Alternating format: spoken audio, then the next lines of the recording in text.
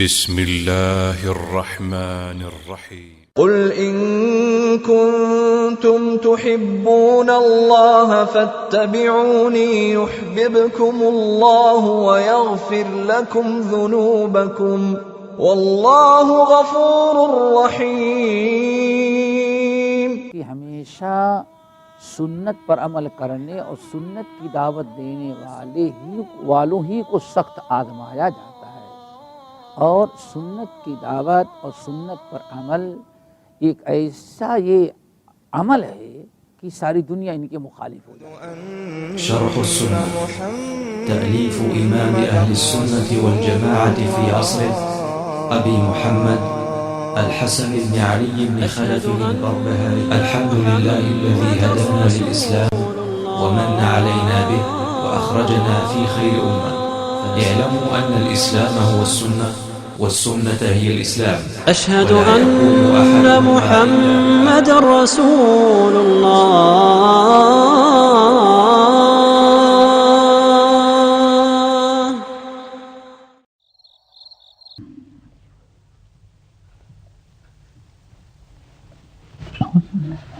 بسم الله الرحمن الرحيم. إن الحمد لله نحمده ونستعينه ونستغفره ونعوذ بالله من شرور أنفسنا ومن سيئات أعمالنا. من يهده الله فلا مضل له ومن يضلله فلا هادي له، وأشهد أن لا إله إلا الله وأشهد أن محمدا عبده ورسوله. يا أيها الذين آمنوا اتقوا الله حق تقاته ولا تموتن إلا وأنتم مسلمون. يا أيها الناس اتقوا ربكم الذي خلقكم من نفس واحدة وخلق منها زوجها وبث منهما رجالا كثيرا ونساء واتقوا الله الذي تساءلون به والأرحام إن الله كان عليكم رقيبا. يا أيها الذين آمنوا اتقوا الله وقولوا قولا سديدا يصلح لكم أعمالكم ويغفر لكم ذنوبكم ومن يطع الله ورسوله فقد فاز فوزا عظيما. أما بعد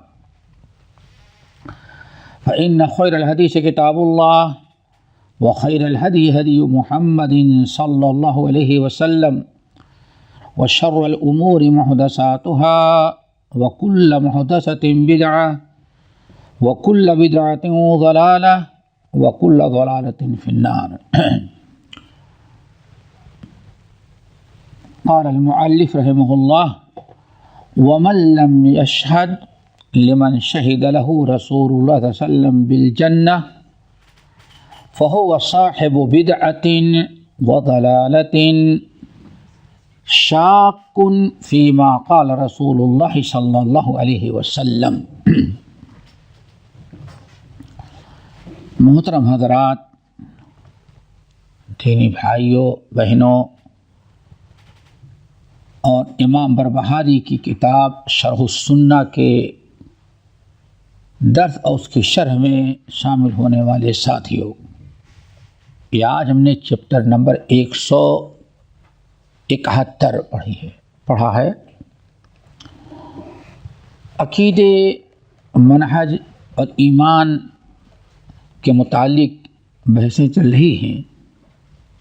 آج جو مسئلہ امام بربہاری رحمۃ اللہ علیہ بیان کر رہے ہیں وہ بھی ایک نہایت اہم اور اہل سنت والجماعت کے بنیادی عقیدے کی بات ہے،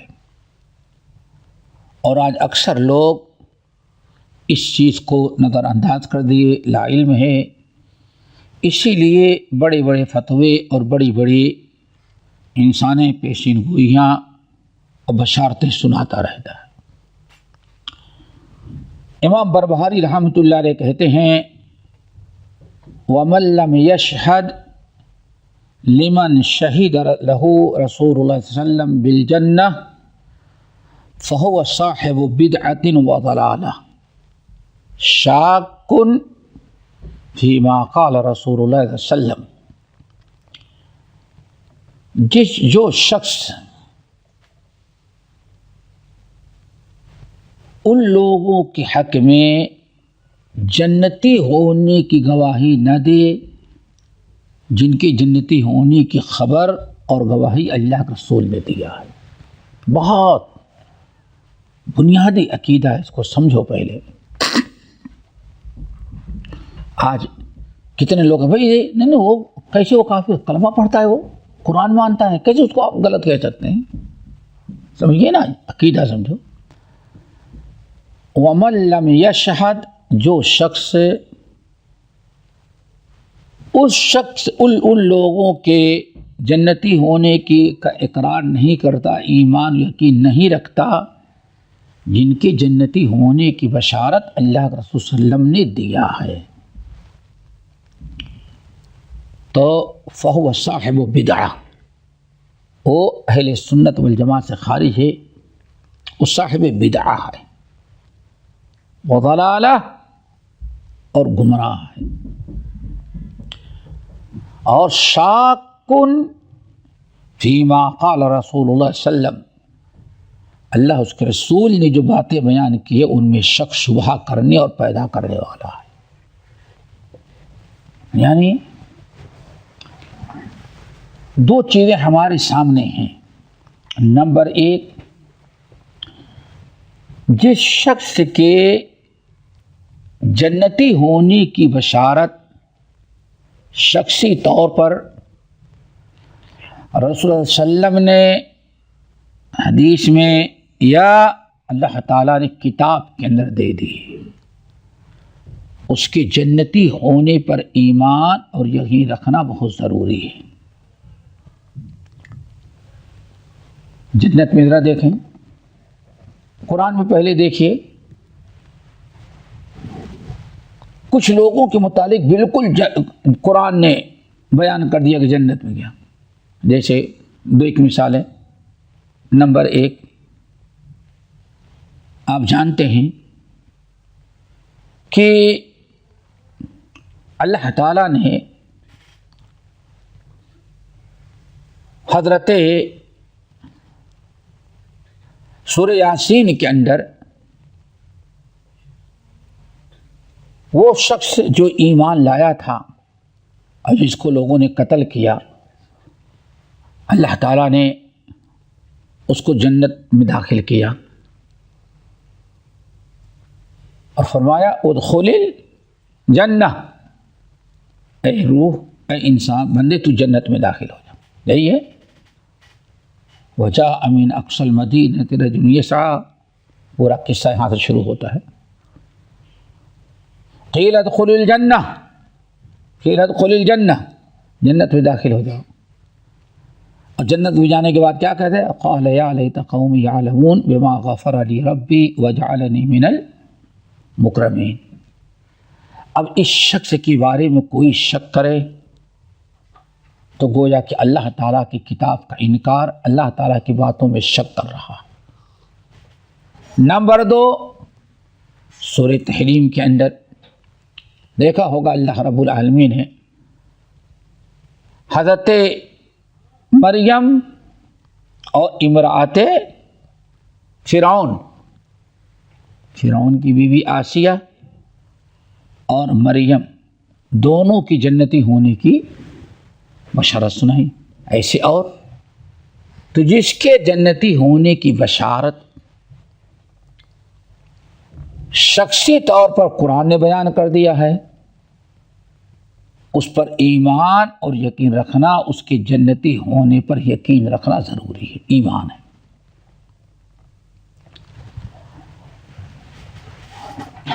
جیسے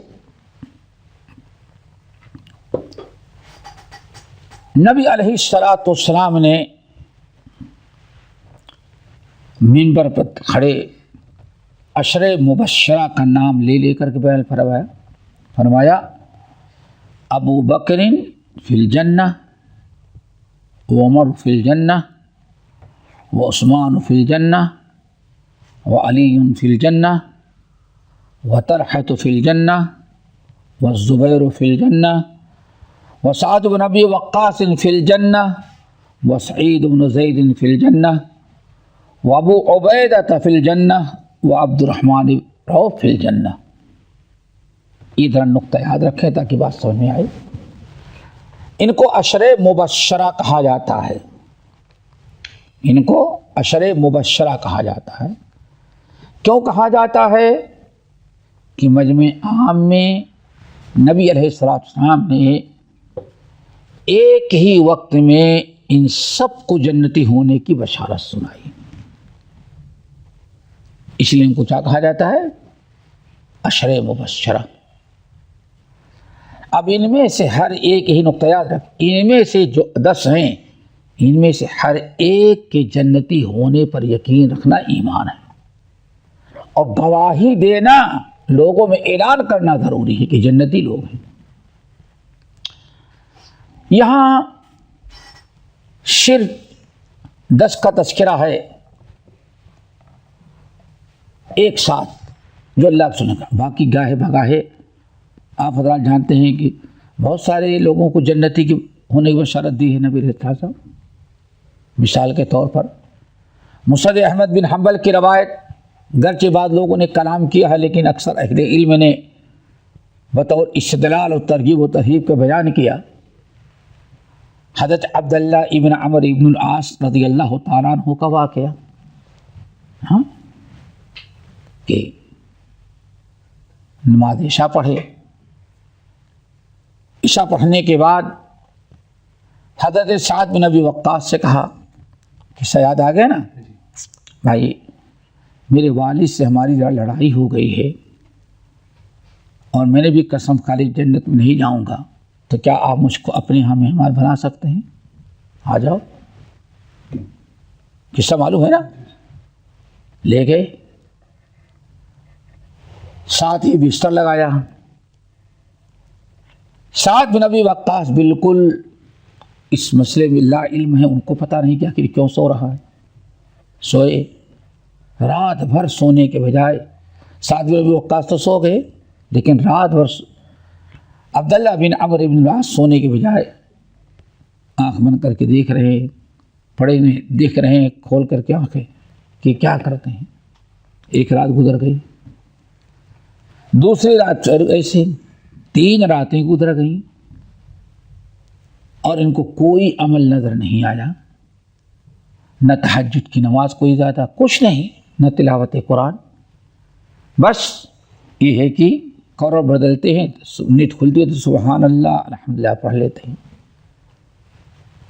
تیسرے دن عبداللہ ابن عمر ابن العاص نے فیصلہ کیا ان سے زیادہ عبادت تو میں کرتا ہوں، یہ کون سا نیا کام کر رہے ہیں؟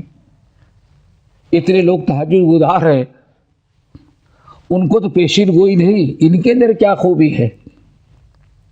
تیسرے دن پوری بات بتائی. کہا میرے بھائی عبداللہ یاد رکھیں، الحمدللہ میں اپنے باپ عمر کا وفادار فرما بردار ہوں. میری کبھی کوئی لڑائی والد سے نہیں ہوتی. بات اصل ہے ہم نے ایک بہانہ بنایا تھا تمہارے ساتھ سونے کے لیے، اور اس کی وجہ کیا ہے؟ ہم سارے لوگ نبی علیہ السلام کے ساتھ بیٹھے ہوئے تھے مجلس مسجد میں. آپ نے فرمایا ابھی ایک جنتی شخص تمہارے پاس آنے والا ہے. ہر ایک نے ادھر ادھر دیکھا، کوئی نظر نہ آیا. حضرت سعد بن ابی وقاص رضی اللہ تعالیٰ عنہ آئے، وضو کا پانی چھڑک رہے تھے، آ کر 2 رکعت نماز پڑھی، مجلس میں بیٹھ گئے. کسی کی نگاہ نہیں گئی کہ کون آیا کون جا رہا. دیکھا آئے گا تو بڑے ٹھاٹ باٹ کے ساتھ کوئی جنتی آدمی ایسے تھوڑی نہ آ جائے گا. دوسرے دن پھر مجلس جمی، اللہ کے رسول نے فرمایا جنتی شخص آنے والا ہے. پھر سارے لوگ انتظار کرتے رہے، کوئی نہ آیا. لیکن عبداللہ بن عمر بن عاص نے دیکھا کہ کل والا شخص پھر آ جایا ہے، اور ویسے ہی وضو کیا ہوا ہے، 2 رکعت نماز پڑھ کے اللہ رسول کی مجلس میں بیٹھ گیا. پھر تیسرے دن آپ نے فرمایا لوگوں ایک جنتی شخص آنے والا ہے. اور تیسرے دن پھر اسی کیفیت میں اب سعد بن ابی وقاص آئے جس کیفیت میں پہلے دن آئے تھے۔ حضرت عبداللہ بن عمرو بن العاص نے کہا میں آپ کے ساتھ سو کر کے دیکھنا چاہتا تھا کہ آپ کیا عبادت کرتے ہیں۔ کیوں؟ 3 دن نبی علیہ السلام نے لوگوں میں اعلان کیا کہ جنتی شخص آنے والا ہے، اور تینوں دن آپ ہی آئے ہیں، تو میں سمجھ گیا کہ آپ ہی کے متعلق نبی علیہ السلام نے بیان کیا کہ جنتی شخص آنے وہ آپ ہی ہیں۔ آپ کیا عمل کرتے ہیں؟ کہا کچھ نہیں، جو دیکھ لیا تم نے، وہی ہمارا عمل ہوئی جو تم نے دیکھا۔ کہا دیکھو یہ عمل جو تم کرتے ہو ہم میں سے بہت سارے لوگ کرتے ہیں، ہم تو رات رات میں تہجد کی نماز پڑھتے ہیں، لیکن ہم کو بشارت نہ ملی۔ کوئی ایسا عمل تم کرتے ہو جس سے تمہیں 3 دن جنتی ہونے کی بشارت اللہ سن لوگوں میں اعلان کیا ہے اور بشارت دی ہے، کیا عمل کرتا ہو؟ بہت غور و فکر کیا تو حضرت سعد بن ابی وقاص رضی اللہ تعالیٰ عنہ نے کہا بات اصل یہ ہے، اعمال تمہارے وہی ہیں، لیکن جب سے ایمان لایا اس وقت سے لے کر کے ہم نے ٹھان لیا کہ اس دل میں کبھی کسی مسلمان بھائی کی نفرت، عداوت، حسد نہیں رکھیں گے۔ کہا بس سعد یہی چیز ہے جو تمہیں اس مقام تک پہنچائی ہے، اور اسی کی طاقت ہم نہیں رکھتے۔ اللہ ہو، دیکھا آپ نے؟ تو اس طرح سے گاہے بگاہے نبی علیہ السلام لوگوں کو جنتی ہونے کی بشارت سناتے رہتے تھے۔ حضرت معاذ بن جبل رضی اللہ تعالیٰ کے بارے میں سنا ہوگا کہ اللہ نے کیا فرمایا کہ قیامت کے دن حشر کے میدان میں سارے اولین والآخرین امتوں کے علماء اکٹھا کیے جائیں گے، اور جب سب بیٹھ جائیں گے تو اللہ تعالیٰ معاذ کو بلائے گا اور ایک تاج پہلا کر کے ان کو استاد العلماء بنا کر کے رکھے گا، وہاں جنتی ہونے کی بشارت ہے شخصی طور پر۔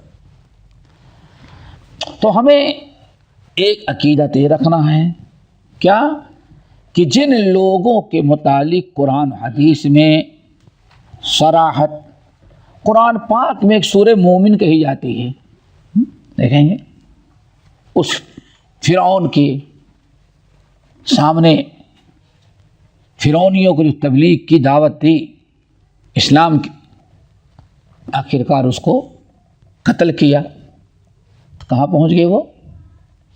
جنت میں گیا۔ قرآن گواہی دے رہا ہے۔ اللہ نے ذکر کیا یا نبی نے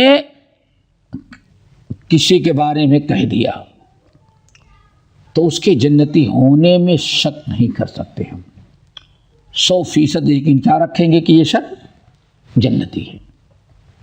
یہ اور جن لوگوں کے حق میں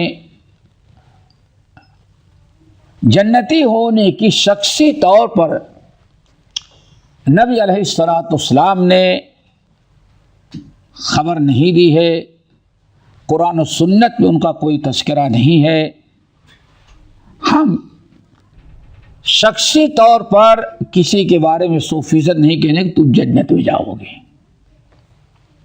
بہت ضروری ہے اس کو سمجھے۔ آج ہمارے یہاں سب کو جنت میں پہنچا دیا جاتا ہے، اور سب سے پہلے پیر جاتا ہے جنہیں زندگی میں نماز ہی نہ پڑھی، سب سے پہلے اس کو جنت میں پہنچا دیتے ہیں۔ ہمیں یاد ہے یہاں ایک زمانے میں بھٹو کی قربان خوانی کر کے ہر سال جنت میں اس کو پہنچاتے تھے، شہید بھٹو یوم مناتے تھے یہاں سمجھیے نا۔ پھر دیکھا ہوگا کچھ لوگوں کی نادانی، جب سکھوں نے اندرا گاندھی کو مارا تھا تو پھر کیا پوچھنا ہے بھائی، کتنے لوگوں نے جنتی شہید قرار دیا، اور قرآن خوانی پڑھ کر کے قرآن خوانی ہوتی رہی اس کی 30 پارہ ختم کر کے سب ٹرانسفر کرنے جاؤ، کس کو اللہ یہ ثواب کس کو دے دینا؟ اندرا گاندھی کو۔ ہمیں یاد ہے بامبے ایئرپورٹ اترا تو ایک زمانہ تھا بامبے ایئرپورٹ بہت پریشانی ہوتی تھی، پلسرات پار کرنا ہوتا تھا. خاص طور سے ان کے لیے ساؤتھ انڈین ہے. ساؤتھ انڈین کی تو وہ بھی خطرہ رہتا, جان بھی خطرے میں رہتی تھی. ہاں, اس ایئرپورٹ سے اس ایئرپورٹ پہ جانا ایک بہت بڑا مسئلہ ہوتا تھا. اللہ نے سارے مصیبت دور کر, بہت خطرہ ہوتا تھا. بامبے, ہاں, سنداکپور جانے کے لیے بہت مشکلات آتے تھے. یا دیہات کے یو پی وغیرہ کے لوگ ہوں, کوئی مراٹھی بول دے تو آسان ہو جاتا تھا.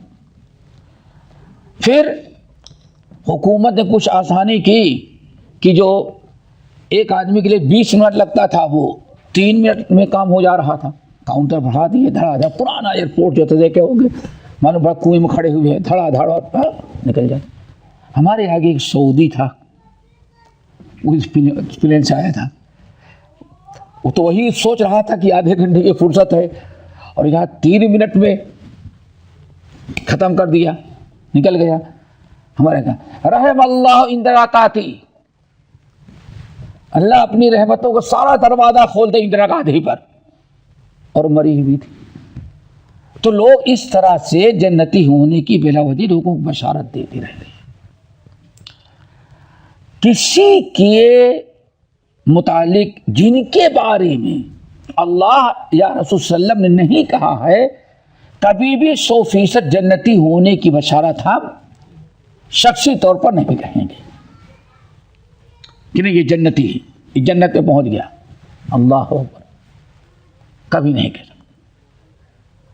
ارے نہیں, اتنے بڑے عالم, اتنے تہجد گزار ہمارے یہاں جتنے درگاہ میں مدفون ہیں, سب کو جنت الفردوس تک لوگوں نے پہنچا رکھی تھا. ان کے بارے میں سوچتے ہی نہیں کہ یہ بھی کبھی پکڑ میں آئے گا. یہی بہت بڑی غلط فہمی ہے. اللہ تعالیٰ نے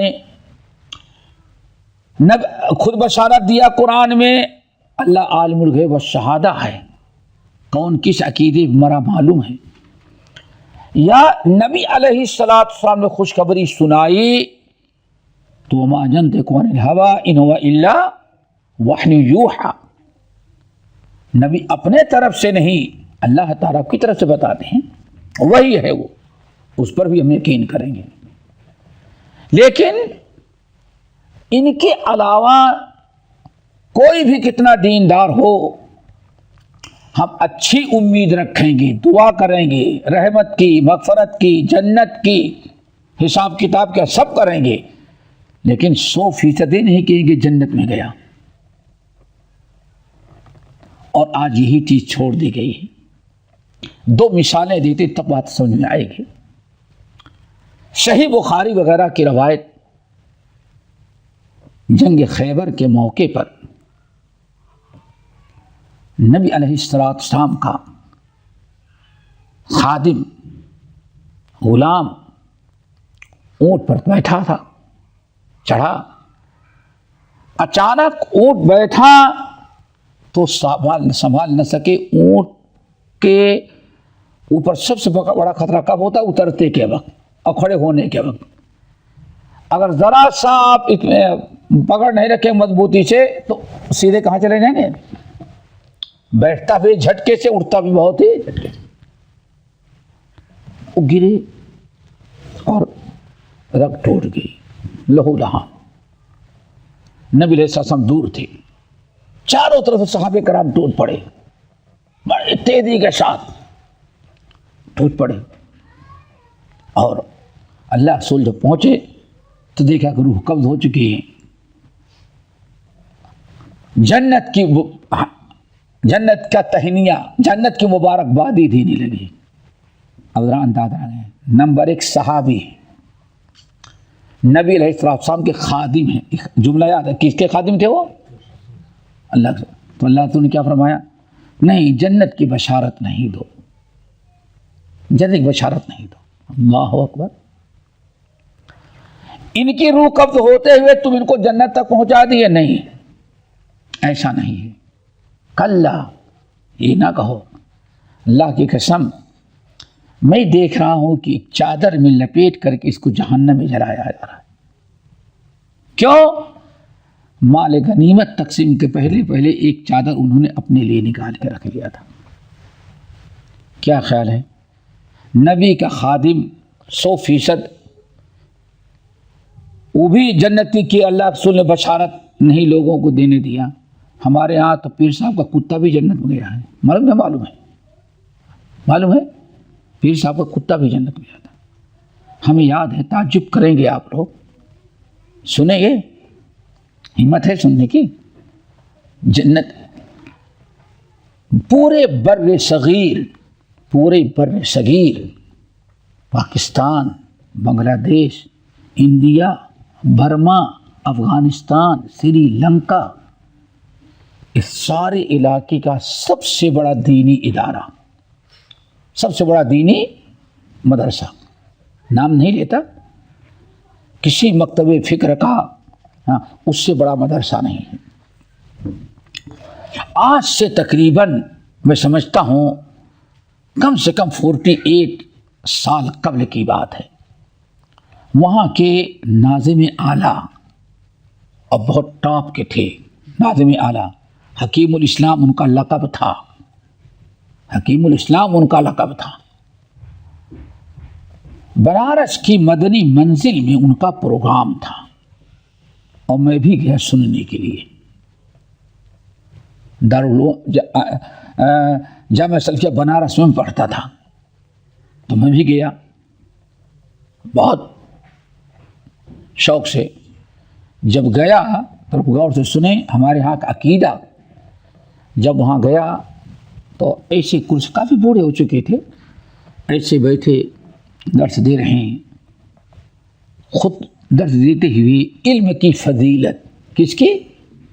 علمی علماء کی فضیلت بیان کرتے ہوئے کہا کہ امام محمد بن حسن شیبانی یعنی امام ابو حنیفہ کے شاگرد، ان کو جب قبر میں، ان کے انتقال کے بعد جب قبر میں لٹایا گیا اور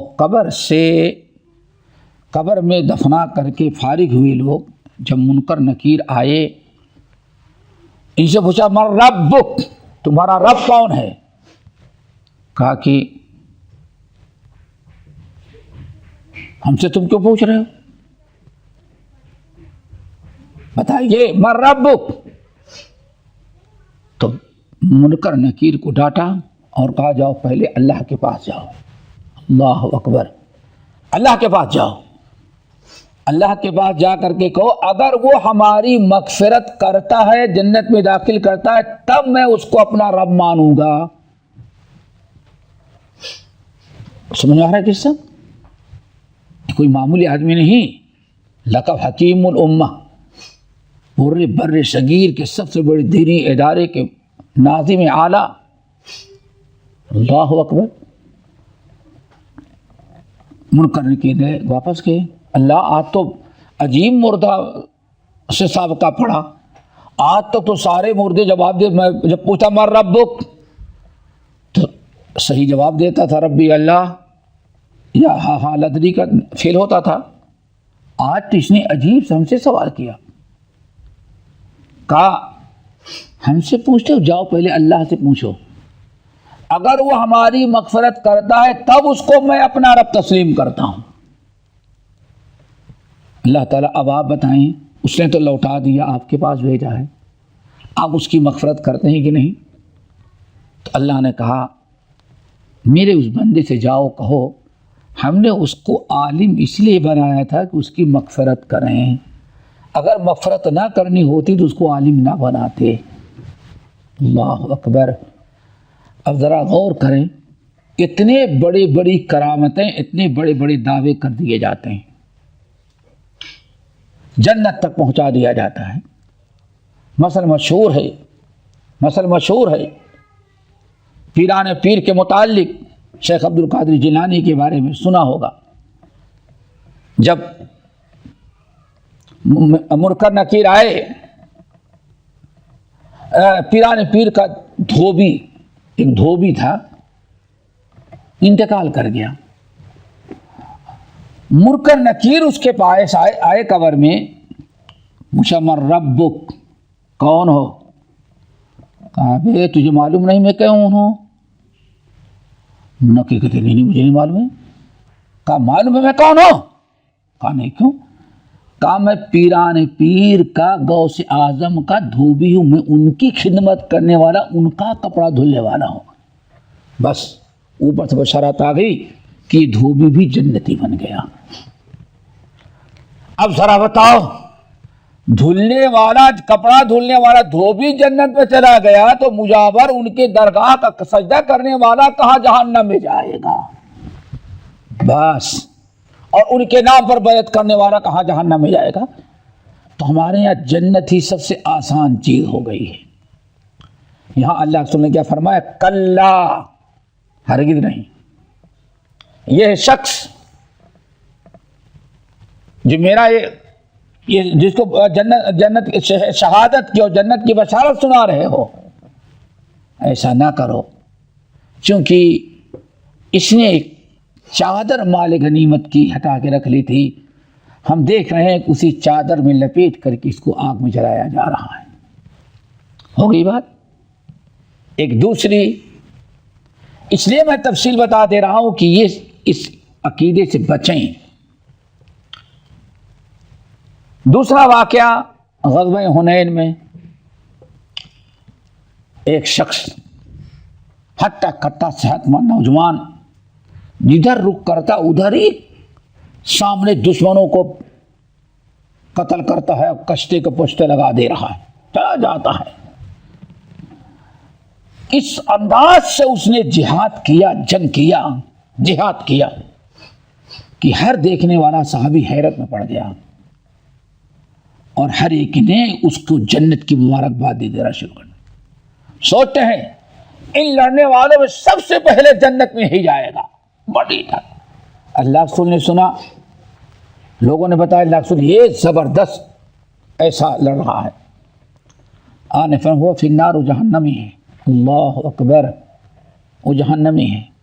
تو دوستو ذرا سا کسی کے بارے میں فیصلہ دینے میں ذرا سا احتیاط کرو، دعا کرو، اللہ سے اچھی امید رکھو، لیکن دو ٹوک اس کو بلا حساب کتاب جنت میں نہ پہنچا دو. اس کا ظاہری عمل تو بتا رہا ہے جنت میں سب سے پہلے جائے گا. کیوں؟ اتنی اچھی جنگ میدان میں اسلام کے لیے کوئی کر ہی نہیں رہا ہے. اور اللہ رسول نے بالکل اس کے اپوزٹ کہہ دیا، فرمایا کلا، نہیں وہ جہنمی ہے. اب بعض صحابہ کرام نے اس کا پیچھا کیا کہ اللہ کے رسول کیسے فرما رہے جہنمی، اور اللہ کے رسول جھوٹی خبر دے نہیں سکتے. لیکن بظاہر تو نہیں لگ رہا ہے کہ جہنم میں جائے گا. کچھ لوگ پیچھا کرتے رہے. آخر میں دیکھا کہ سامنے والا کافر اس مسلمان مجاہد کے اوپر حملہ کیا اور زہر آلود نیزہ اس کے اوپر چلایا اور لگ گیا. زہر آلود سمجھتے ہو نا؟ ہاں، ایک تو نیزہ اور زہر آلود. اب لمحے بھر میں زہر پورے بدن پر سرا جائے. تکلیف ہوئی، تکلیف میں صبر نہ کیا، برداشت نہ کیا، اللہ تعالیٰ کی طرف رجوع نہ کیا. زیادہ تکلیف بڑھی تو جس تلوار سے دشمنوں کو قتل کرتا تھا اس تلوار، دیکھو ادھر، اس تلوار کو ایسے زمین پر گاڑا اور اپنا رکوع میں جا کر کے اپنے پیٹ کو رکھ کر کے خوب طاقت سے دبایا اور تلوار اتڑیا پھاڑتے ہوئے کہاں نکل گئی؟ پیٹ کے پیچھے. بس ختم. اب صحابہ کرام نے کہا صدق اللہ و رسول، واقعی اللہ کے رسول نے سچ فرمایا تھا. دیکھا آپ نے جنگ احد کے موقع پر ترمذی کی روایت ہے مختصراً، اور کتاب الشمت وغیرہ کی حدیث ہے. اللہ اکبر، ایک عورت، ایک نوجوان بچہ جنگ بدر کے موقع پر، جنگ احد میں، سوچیں، جنگ کر رہا ہے، جہاد کر رہا ہے، شہید کر دیا گیا. اور اس انداز میں شہید کیا گیا کہ اس کی جسم کو بری طرح سے زخمی کیا گیا، ہاتھ پیر کاٹ دیے گئے. نبی علیہ السلام کے سامنے لایا گیا تو آپ نے فوراً اس پر چادر ڈلوا دی، چادر ڈلوا دیا، اور کچھ لوگوں کو بیٹھا دیا، خبردار اس کی بیوہ ماں کو پتہ نہ چلے، بیوہ عورت ماں تھی، باپ کا پہلے انتقال ہو، شاید کہ ماں ایک تو بیوگی کی فکر، اسی بچے پر اس کا سارا گزارا تھا، سہارا تھا، شاید کہ اپنے بچے کو اس حالت میں دیکھے تو صبر نہ کر سکے ہو۔ اللہ رسول نے فرمایا خبردار اس کی ماں کو یہاں قریب نہیں آنے، دیکھ نہ سکے ہو، مصلحت تھی۔ صحابی کہتے ہیں ہم لوگ بڑی پابندی سے بیٹھے، پہرا لگائے ہوئے تھے تاکہ وہ آ نہ سکے، لیکن ماں کو پتا چلا تو اتنے تیزی سے جھٹکے میں آئی ہو کہ ہم لوگوں کو روکنے کا موقع نہ لگا، آ کے بیٹھ گئی، اور چادر اٹھا کے دیکھا تو اس کی حالت بے انتہا نازک تھی، ادھر پھاڑا گیا ہے، ادھر کاٹ دیا گیا ہے، اور جب خون زیادہ گرا نکلا اور زمین پر گر گیا تو کچی زمین میں لاش گرنے کی بنا پر بہت ساری دھول مٹی اس کے خون کے ساتھ اس کے بدن پر۔ صحابہ کرام کہتے ہیں اب اس عورت پر ہم لوگ کنٹرول نہیں کر پا رہے تھے، کیسے اس کو ہٹائیں۔ نبی علیہ السلام دور سے دیکھ رہے تھے کہ ہم نے منع کیا تو لوگوں کی اس کی ماں اس کے قریب نہ آ سکے، لیکن آخر کار وہ بوڑھی بیوہ ماں پہنچ گئی وہاں۔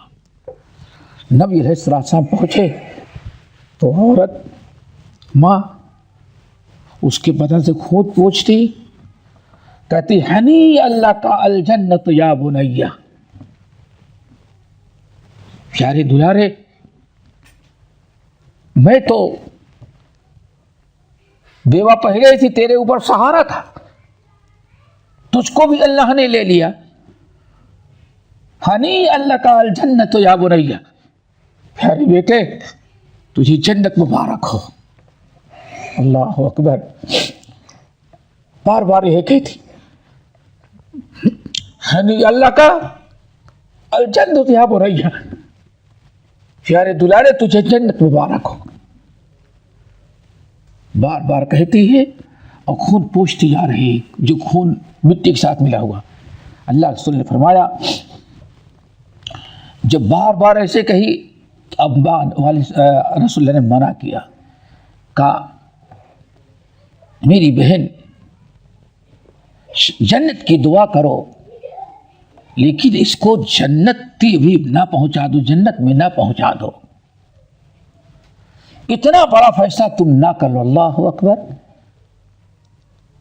اللہ سنیں کہ جنت میں نہیں جائے گا، فرمایا کیا جنت، تم اتنا بڑا فیصلہ اس کے بارے میں نہ کر لو کہ نہیں جنت میں پہنچ گیا۔ کہتی ہے نہیں اللہ کا الجنت یا بنیا، سارے لوگوں کی پاؤں تلے زمین نکل گئی۔ اللہ نے فرمایا فَإِنَّكَ لَا تَدْرِي، تم جنتی ہونے کی بشارت سنا رہے ہو، ظاہری طور پر کیا پتا کس نے زبان سے کوئی ایسی بات کہی ہو جو اللہ کو ناراض کرنے والی رہی ہو، اس سے کوئی گناہ ہوا ہو، اس لیے بڑی چیزیں مغفرت کی دعا کرو، جنت میں دینے کی اللہ تعالیٰ سے دعا کرو۔ ہمیں کہتے ہیں اللہ ایسے موقع پر بھی شخصی طور پر اللہ کے رسول نے کسی کو جنتی قرار دینے 100% جنتی قرار دینے کی اجازت نہیں دی، تو آج دنیا میں جتنی آسانی سے لوگ جنتی کسی کو قرار دے رہے ہیں یہ شریعت کے خلاف ہے۔ ہاں چیز یاد رکھیے گا، ایک مسئلہ واضح ہو گیا کہ ہم 100% جنتی ہونے کی گواہی کس کی دیں گے؟ جس کے متعلق اللہ نے قرآن میں اور نبی علیہ السلام نے اپنی احادیث میں کیا ہوگا۔ کسی بزرگ نے خواب دیکھا، کسی نے کچھ دیکھا، کسی نے کچھ دیکھا، کسی نے کچھ دیکھا، ہم اچھے کتاب رکھی ہوئی ہے یہاں کے ایک صاحب کہتے ہیں رسول صلی اللہ علیہ وسلم ہمارے گھر سہارنپور میں 3 مرتبہ آئے ہوئے تھے، 2 مرتبہ زمین میں بیٹھے اور تیسری مرتبہ اوپر چلے گئے تھے۔ اللہ اکبر۔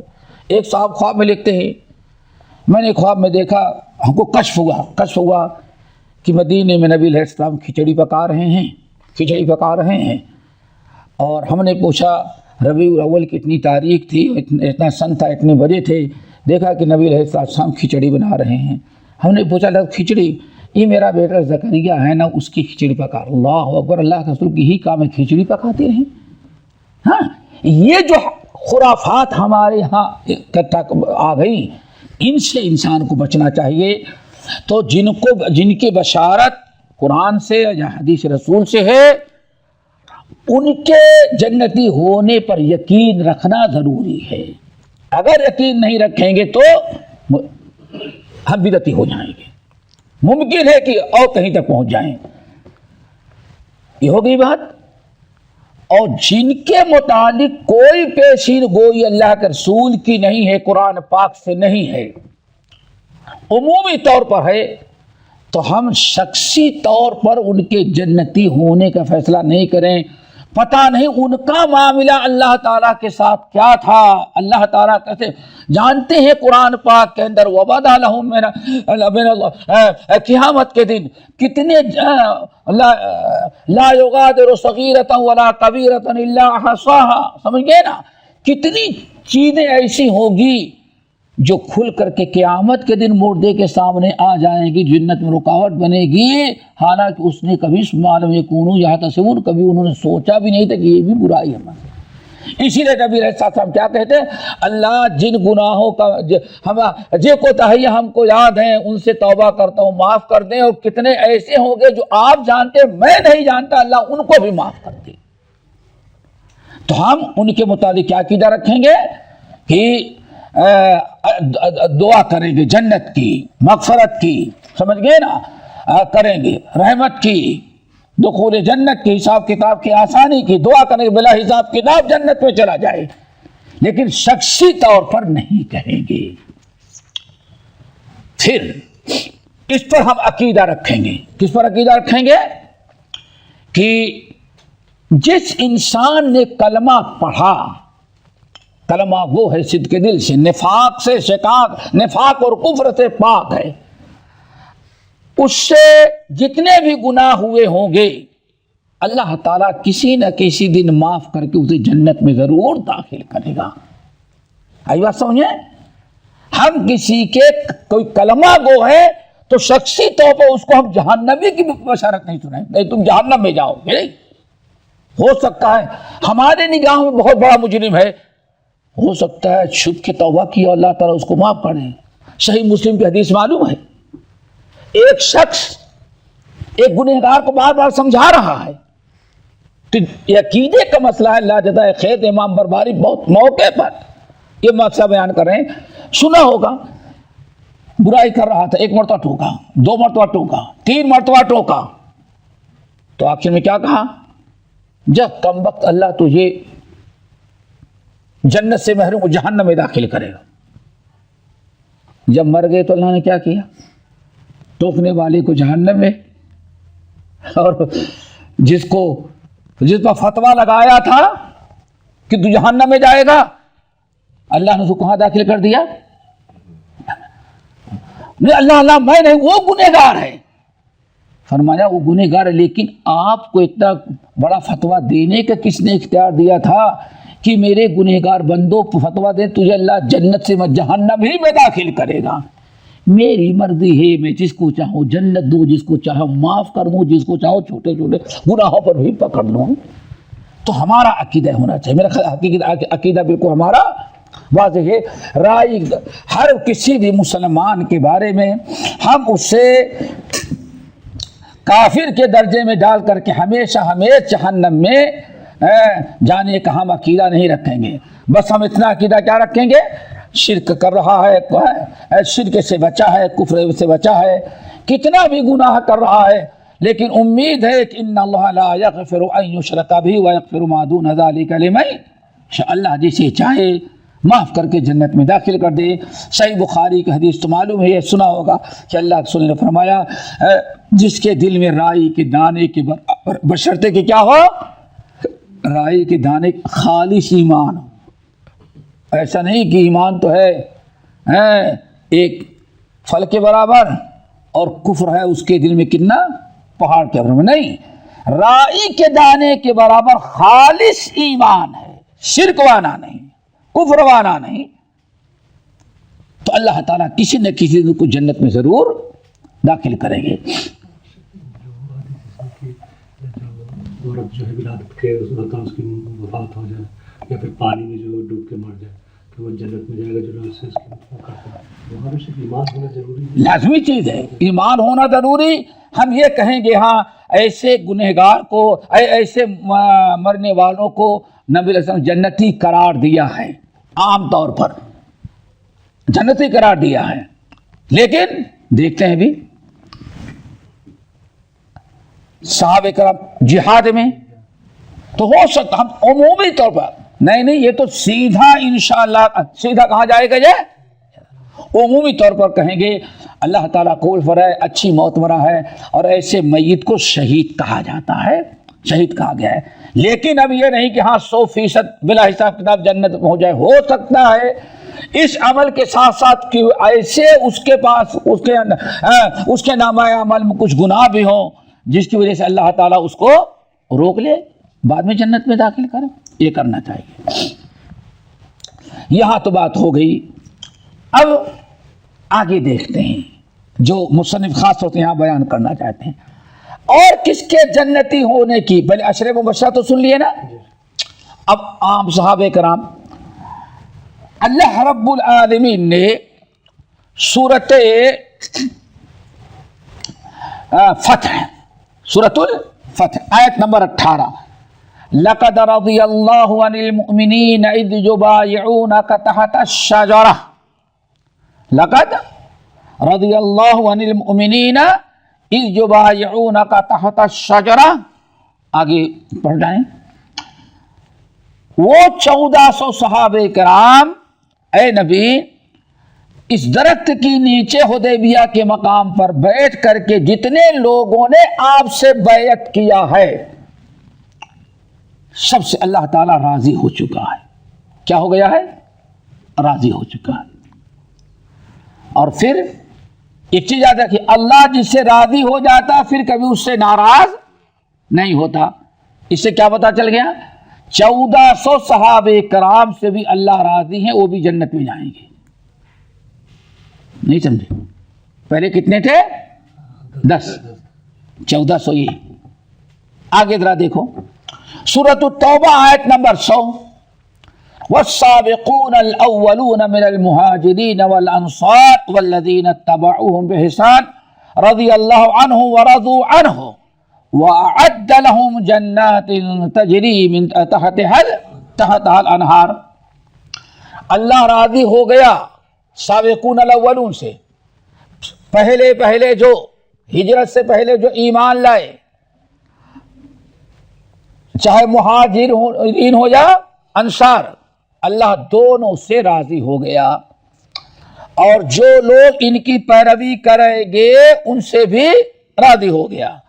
رضی اللہ عنہم ورضوا عنہ، اللہ ان سے راضی ہوگا، وَأَعَدَّ لَهُمْ جنات، اور ان کے لیے اللہ تعالیٰ جنتیں تیار کیا ہے جس میں بڑی بڑی نہریں جاری ہوں گی۔ دیکھیں یہاں تمام انصار اور مہاجرین اور جو ان کی اتباع کریں، بات واضح ہو گئی۔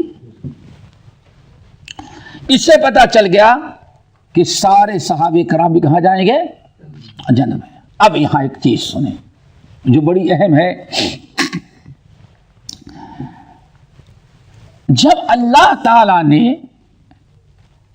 10 صحابہ کرام، یہ مین چیز ہے سمجھنے کی یہاں جو مصنف رحمۃ اللہ بتلانا چاہتے ہیں، یہ کہ جب نبی علیہ السلام نے، اور قرآن چلے پہلے لے لیتے ہیں وہ 10، منبر پر کھڑے ہو کر کے من جانب اللہ 10 صحابہ کرام کو جنتی ہونے کی بشارت سنائی، جن کو عشرے مبشرہ کہا جاتا ہے۔ ٹھیک ہے نا. اب اگر کوئی ان کو کافر و مرتد کہے تب اللہ کی کتاب کا انکار، اللہ کے رسول کی حدیث کا انکار اور قرآنی آیات کا انکار کفر ہوتا ہے. ابو بکر عمر جن کو جنتی ہونے کی بشارت سنائی ان کو مرتد قرار دے دینا، ان کو جہنمی قرار دینا یہ کفر ہوگا. بات سمجھ آ رہی نا جو کہنا چاہتے ہیں؟ آگے جن سے اللہ راضی ہو گیا، لقد رضی اللہ عن المؤمنین اذ یبایعونک تحت الشجرہ فعلم ما فی قلوبہم فعلم ما فی قلوبہم آگے واصابہم فتحا قریبا. ذرا دیکھنا اللہ ان کے دلوں میں کیا ہے اللہ تعالیٰ نے سب دیکھ لیا، معلوم ہے. اللہ ان سے راضی ہو گیا. کتنے تھے وہ؟ 1400. اب یہاں ایک سوال ہمارا ہے، 1400 تھے نا. اب اگر ان پر کوئی لعنت بھیجے تو اس کے کفر میں کوئی شک ہوگا؟ اللہ فرماتے ہیں لقد رضی اللہ عن المؤمنین اذ یبایعون الشجرہ. یہ ایمان والے جن سے آپ درخت کے نیچے بیٹھ کر کے حدیبیہ کے مقام پر بیعت لے رہے تھے، اللہ ان سے راضی ہو گیا اور ان کے دل میں جو ایمان و تقویٰ تھا وَأَلْزَمَهُمْ كَلِمَةَ التَّقْوَىٰ، تقویٰ ان کے دلوں میں ڈال دیا. اللہ نے ان کے دلوں میں جو کچھ تھا نیک عمل کا جذبہ، اللہ نے اس کی قدر کی. اب ان 1400 صحابہ کرام پر کوئی لعنت بھیجے تو کیا حکم ہے؟ کیا سمجھیں گے آپ لوگ اس کے بارے میں؟ رافضہ لعنت بھیجتے ہوئے نا، اور ان کے اوپر تنقید کرے تب کیا حال ہے؟ آپ خیال ہے آپ کا. اللہ فرماتے ہیں اللہ ان کے دلوں کو بھی دیکھ لیا.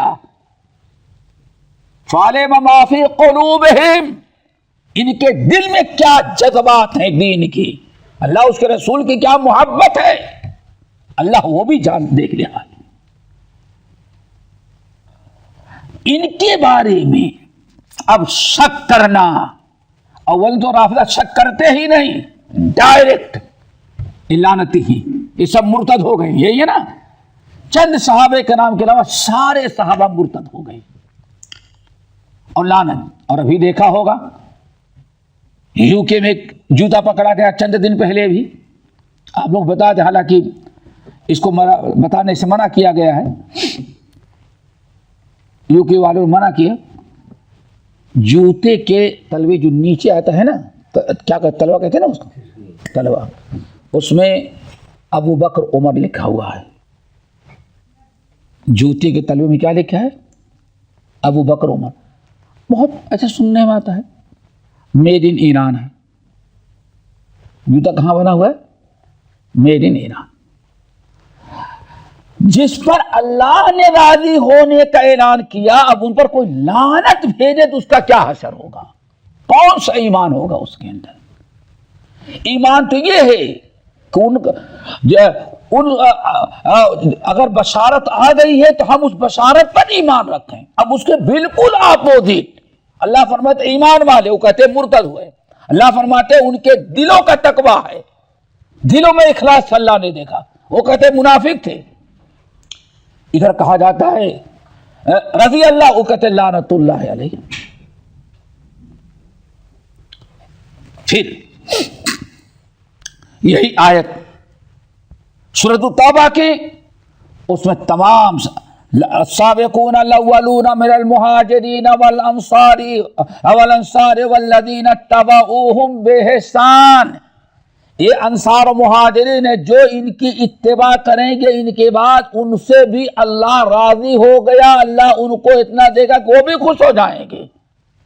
اب آپ بتائیں، سارے صحابہ کرام اور سارے اہل سنت والجماعت جو صحابہ کے نقش قدم پر ہوں، سب پر لعنت بھیجنا اور گالی دینے والے ہی اچھے مومن بن جانا، ان کے ہاں جب تک ابو بکر عمر ان صحابہ سے تبرہ نہ کرے تب تک مومن نہیں ہوتا. تو اس لیے ہمیں اس کا خیال رکھنا چاہیے. اسی لیے سارے صحابہ کہاں ہیں, کہاں جائیں گے؟ جنتی ہوں گے. اب ہو سکتا ہے اس میں ممکن ہے کچھ لغزشیں ہو تو اللہ رب العالمین معاف کرے یا اس کو سزا دے, جیسے چاہے اللہ تعالیٰ کے اوپر ہے. ہم شخصی طور پر کہہ سکتے ہیں کہ ہاں یہ سب لوگ عمومی طور پر یہ سب کیا ہیں؟ جنتی ہیں. اگر کسی سے کچھ ہوا تو اللہ اس کو معاف کر کے کہاں داخل کریں گے؟ کافر نہیں ہے, لعنتی نہیں ہے, وہ یاد رکھنا چاہیے. اسی لیے نبی علیہ الصلوۃ والسلام نے متعدد حدیث کے اندر بیان فرمایا جو ہمارے سچے صحابہ ہیں اللہ تعالیٰ نے ان پر جنت کی آگ حرام قرار دی ہے. یہ ساری چیزیں ہیں. اور بہت عجیب سی بات صحابہ کرام کہتے ہیں, سلف کہتے تھے کہ دنیا میں اگر کسی یہودی سے پوچھا جائے کہ سب سے اچھے موسیٰ کے بعد سب سے اچھے کون سے, کہیں گے اصحاب موسیٰ سب سے اچھے تھے. یہودی کیا کہے گا؟ موسیٰ کے ساتھی سب سے اچھے تھے. عیسائی سے پوچھا جائے کہے کہ ان کے صحابہ سب سے اچھے تھے.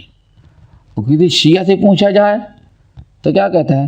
محمد کے ساتھی سب سے بدتر تھے. کیوں؟ آپ پر لعنت نہیں بھیجتے لیکن ابو بکر اور پر لعنت بھیجتے. سمجھا ہوا, دیکھا ہوا خمینی نے کیا فتویٰ دیا تھا؟ کیا فتویٰ دیا تھا؟ جس دن ہماری مکے میں مدینے میں حکومت ہوگی 2 طاغوت جو ہیں ان کو قبر سے نکالیں گے اور طہران پر لا کر کے ان کو درے ماریں گے. 2 طاغوت سے مراد کیا ہے؟ ابو بکر, یہی لکھا تھا نا. اور عائشہ کو معاذ اللہ اس نے جرم کیا تھا طہران کے چوراہے پر اس پر حد جاری کر, لعنت اللہ علیہ, نعوذ باللہ من ذالک. میرے خیال سے بات واضح ہو گئی ہے. اور جو کہنا چاہتے تھے وہ یہ امام بربہاری کہ صحابہ کے متعلق جو پیشین گوئی اللہ نے کی یا رسول نے کی, جنتی قرار دیا تو جنتی ماننا ہی ہمارے لیے واجب ہے. ان پر کفر کا فتویٰ لگانا, ان کو جب جنت کی بشارت دینے کے بجائے ان کو برا بھلا کہنا, یہ اہل بدعت خوارج ہیں جنہوں نے صحابہ کرام کو برا بھلا کہا. اور پھر اس کے بعد جنہوں نے بیڑا اٹھایا آج تک روافضہ, اور ان روافضہ سے متاثر ہو کر کے ہمارے کچھ نام نہاد سنی, کسی نے خلافت و ملوکیت لکھی, کسی نے کچھ لکھا, کسی نے کچھ لکھا. یہ سارے لوگوں نے انہی شیعہ مذہب سے متاثر ہو کر کے عثمان پر تنقید, معاویہ پر تنقید, اس طرح سے جو تنقید کی صحابہ کرام پر, بہرحال یہ اہل سنت والجماعت کے عقیدے کے خلاف ہے. باقی قول انشاءاللہ اس سلسلے میں اہل سنت والجماعت کا امام بربہاری نے جو اگلے چپٹر نقل کیا اس کو وہاں تذکرہ ہوگا. اللہ تعالی ہم سب کو عمل کی توفیق نصیب فرمائے اور کتاب و سنت پر جو کے مطابق عقیدہ رکھنے کی توفیق دے. ہمارے چینل کو سبسکرائب کیجیے اور بیل آئیکن کو دبانا نہ بھولیے تاکہ آپ کو نئی ویڈیو برابر ملتے رہیں. لائک اور شیئر کرنا نہ بھولیے.